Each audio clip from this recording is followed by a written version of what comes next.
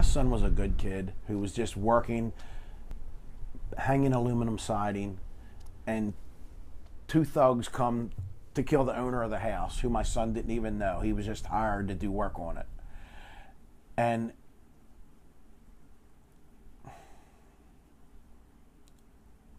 talk about being in the wrong place at the wrong time. It hurts. When Scott McKimmey found out that police had recovered the murder weapon in his son's killing and had someone in custody, Scott thought his son Brian's killer had been caught. Ballistics test proved he had the gun that killed my son. He was arrested while driving the same make, model, color car seen leaving the scene. This is the man police arrested. His name is David Warren. And this is the bag, bullets, and Glock police found in the car with him. This guy was connected in my son's murder in some way, shape, or form. As we told you last week, David Warren is considered a repeat violent offender. Warren's rap sheet is 92 pages long. I said, okay, well, what's the next move? You're going to charge him? Oh, we can't do that. I was like, really? He was charged with firearms. I think maybe possession of a firearm and convicted felon in possession of a firearm. And city prosecutor Linda Ramirez dropped those charges. Out of the 15 cases the Baltimore City State's Attorney's Office charged Warren in, we found they dropped charges in all but 4. If they'd have put him away back then, maybe he wouldn't have been on the street that day. But Warren did remain on the street. And on June 27, 2018, police say he was in Baltimore County at this apartment complex. This call will be recorded and monitored. Also on June 27th, this is a Global Tel-Link prepaid call from on one end of the line, an inmate at a Maryland Correctional Facility. On the other is a friend of the inmate. Hey, yo, I need you to text your phone, yo. And that friend lives here. Hold on, I'll go outside real quick. We've chosen not to identify either of the men because of what this jail call captured. My dude is Tuesday, that's why. Those shots are coming from the Glock.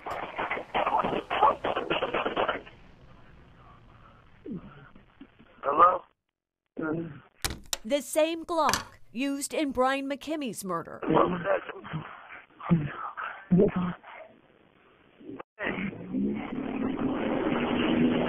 Baltimore County 911. Hey, yo, I need an ambulance on Glen Michael Wayne. I heard some gunshots. There were just gunshots. It's a boy out in front of my building. He's laid out. It's a black male with a white shirt laying on the ground. 911 callers It had to be at least 5 gunshots. It was like about 10 shots fired. They described got from behind, yo. They got him in the back. seeing a blue car drive away. All you hear is a car skirting I off. just saw a blue Honda Civic pull out of the parking lot. A blue Honda that officers would later tie to David Warren. The gun that they put him near during his arrest in the city was matched to the bullets that were in fact taken from the victim in our shooting out here, and so it played a very crucial role. Warren is now in prison.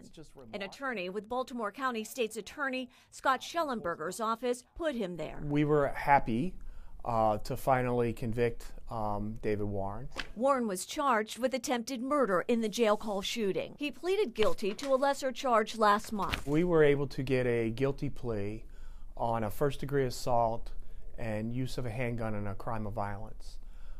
He received a 20-year sentence. Schellenberger expects Warren to serve less than half that time. We believe he'll probably serve 6 to 7 years in jail. Prosecutors faced challenges. Schellenberger says the victim was reluctant to cooperate, and police did not find Warren's DNA or fingerprints on the gun. Just looking at the history of this individual, you know, he skated so many times. And so you want to get that something. When Warren does get out, he'll be on supervised probation for 3 years. We have an additional, 10 years that are hanging over his head. And if he does anything wrong, we can go to a judge and say, give him the other 10 years. The man who had eluded prosecution 11 times in Baltimore City now faced a prison sentence for a crime he committed in Baltimore County. As of right now, do you consider your son's murder solved or unsolved? Unsolved.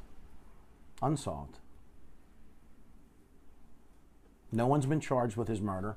No one's been to court. Yet they tell me, oh, we got the gun that killed your son. That's a little urn, As Scott McKimmey waits for justice. and I'm just placing his ashes on a coral reef in Cozumel, Mexico. He finds comfort in something he and Brian enjoyed doing together. That was my first dive since his death, and I just felt the need to take a little bit of Brian with me and leave him down there underwater. As Scott lets go of a piece of Brian, Towing him by. he holds on to hope that one day his son's killer is caught. Brian's last dive.